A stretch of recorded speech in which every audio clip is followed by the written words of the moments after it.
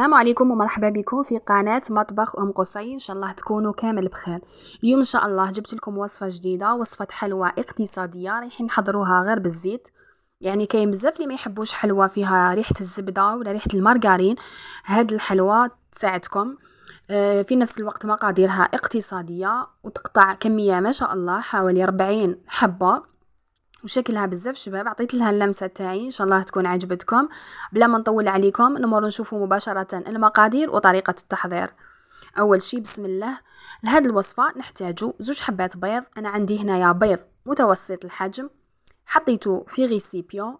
نحط معاه كاس غربع سكر عادي ونخلطهم مليح، نضرب جيدا حتى نشوفوا بلي هذاك السكر ذاب لنا تماما. كما قلت لكم وصفه اقتصاديه راح نحضروها غير بالزيت وسكر عادي، والنتيجه رائعه. تجي الحلوى هشيشه وتذوب في الفم.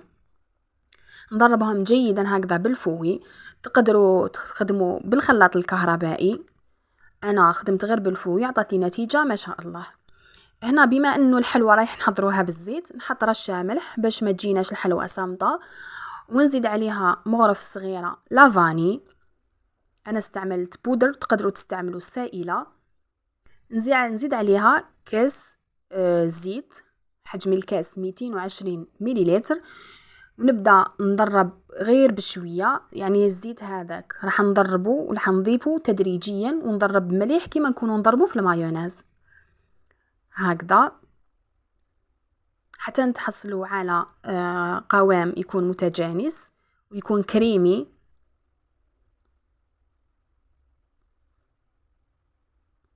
هنايا بعد ما تضربوني المكونات حطيت 2 ملاعق كبار جلجلان كنت حمصته مرحيتوش، و2 ملاعق كبار كاوكاو حمصته ورحيته بقشورو.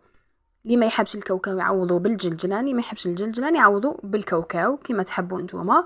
ونحط كاس مايزينا اللي هي النشاء، ونضرب هذيك المايزينا مع المكونات الاخرى. هنايا غير تحصلت على خليط متجانس، نبدا نحط في الفارينه تبقى على حساب حجم الحبه تاع البيض وعلى حساب نوعيه الفارينه.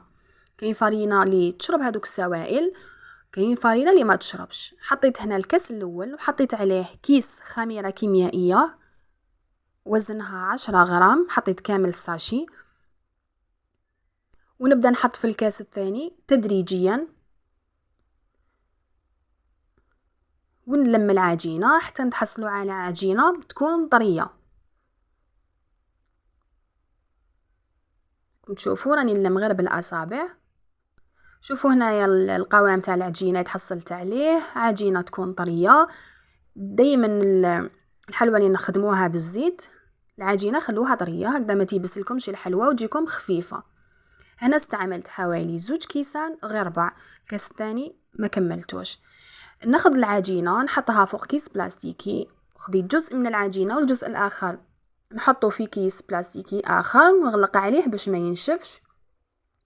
ونحل العجينه نتاعي، السمك يكون رقيق حوالي 1 سنتيمتر.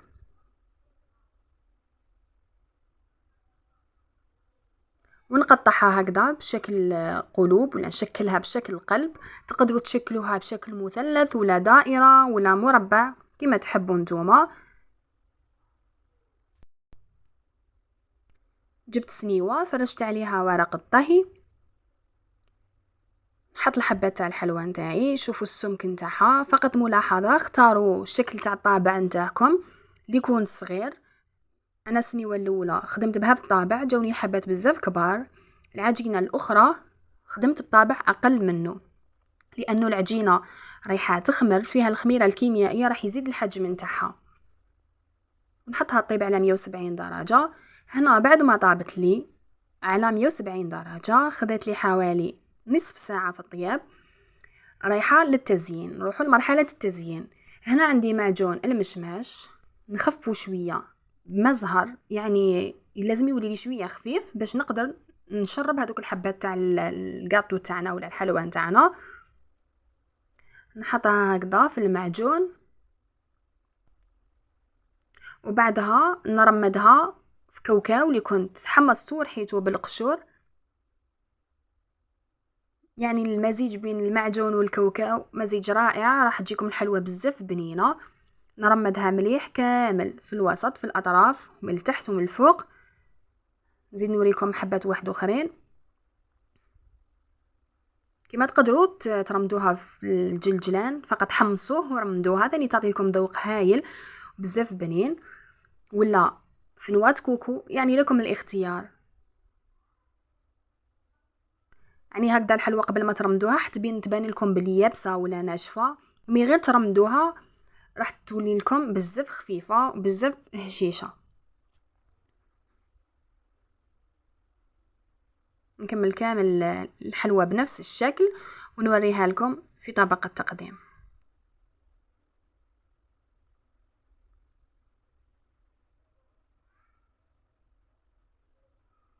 لاحظوا هنايا الحلوى نتاعي بعد ما زينتها في الاخير بورق ذهبي، يعني حبيت نحط اللمسه نتاعي. وصفه جد رائعه، ننصحكم تجربوها وتردوا لي بالخبر. قطعت لي 40 حبه، يعني تعطي لكم ما شاء الله. نقسم لكم تشوفوا كيفاش جات تتفتت، جات تذوب في الفم. وممكن تذوقوها ما تفيقوش باللي فيها مقادير اقتصاديه. ان شاء الله تكون عجبتكم وتجربوها. اذا عجبتكم خليوا لي جيم لا فيديو. اذا جربتوها قولوا لي في لي كومونتير. ان شاء الله نتلاقاو في وصفات اخرى جديده. دمتم في رعايه الله وحفظه، والسلام عليكم ورحمه الله وبركاته.